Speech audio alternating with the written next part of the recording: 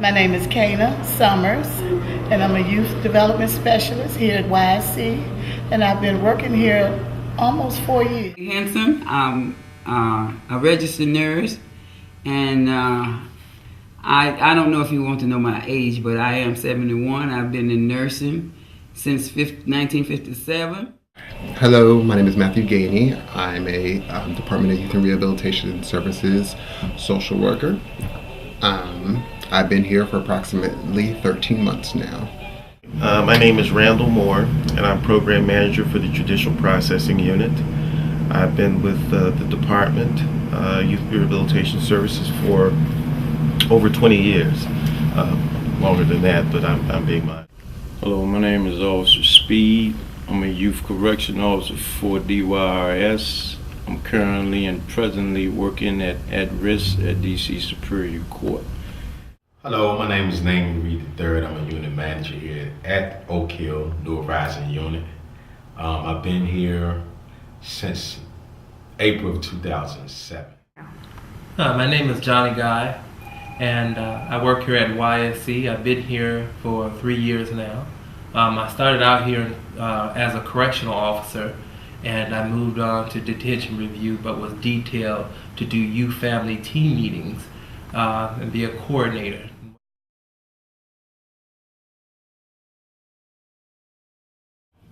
What we call Forest Haven, and I worked with the mentally challenged resident.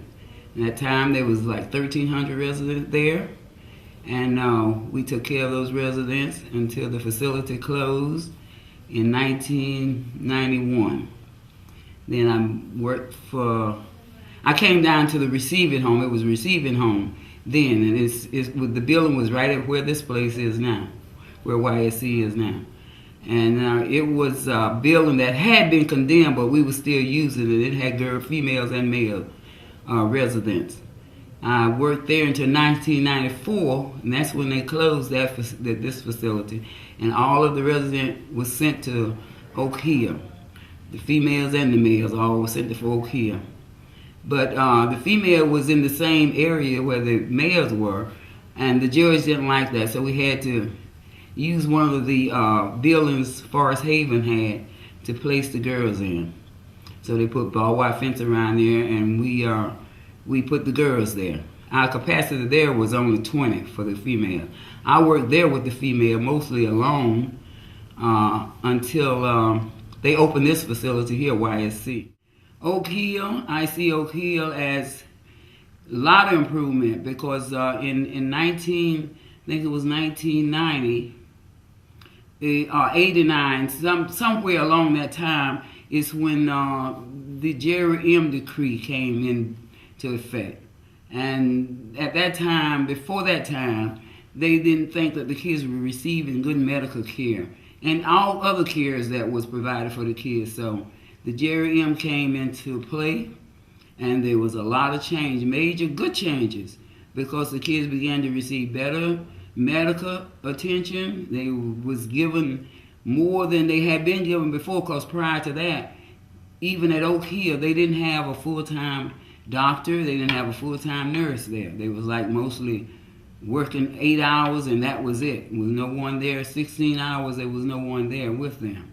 So there has been major change in that area, and I'm really glad to see it, because we have been able to provide the kids with better medical care and better attention. And if they come through us, at least we can catch some of the problems, at least the medical problems that they have, and we can, take care of them.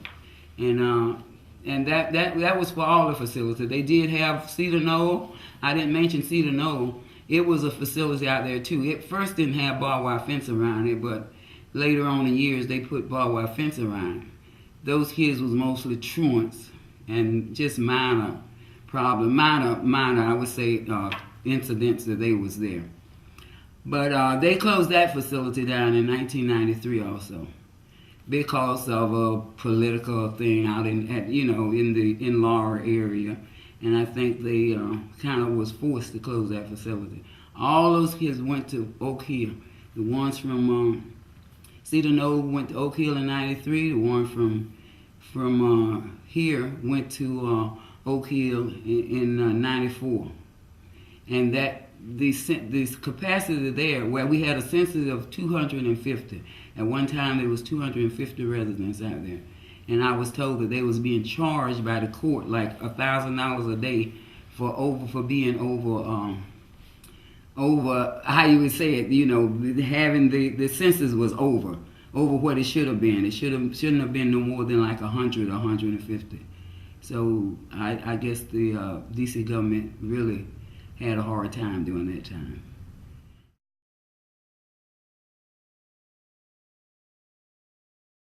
I think I was so proud of one of my workers. About 5 months ago, we had a youth that was in the cell block, and he was staying at a child and family service home, a foster care arrangement, and the home that he was at did not have the ability to transport him. They had a group of kids that were there, and they were all obligated for evening activities, and the vehicle that normally would have been available to pick him up wasn't available. And my worker had the option to just put him on the bus to either Oak Hill or have him dropped off at Youth Services Center, and then have the parents pick him up, the foster parent pick him up there. And they said, Randy, I just don't want that to happen with this kid. He's just a good kid. He's really grounded, and I think he would be somewhat traumatized if he was released from the court into the custody of a security officer that would take him to a more secure environment. At that point, I said, well, I'll tell you what, I explained that I was downtown at a meeting and I wouldn't be getting out of the meeting until 7:30, and that at that point I could come by the court and I could sit with him until the foster family could get back and pick him up. And she said, you know what, Randy, I don't have anywhere to go. Would you have any difficulty with me signing him over to my custody and waiting until the family shows up? Because she didn't have a car, but she said she would be willing. And she sat at the court with him. She, took him out of the building and took him to our office, which is at 409 East Street. And they waited in the hall and sat and talked quietly until the family was able to get the vehicle to their destination, pick him up, and took him home. And I think in years past we would have felt somewhat limited, and we probably would have had to send him to YSC or Oak Hill. And out of fear that he would have absconded and we would have had to assume responsibility for him. I love supervising workers that are willing to take that kind of risk.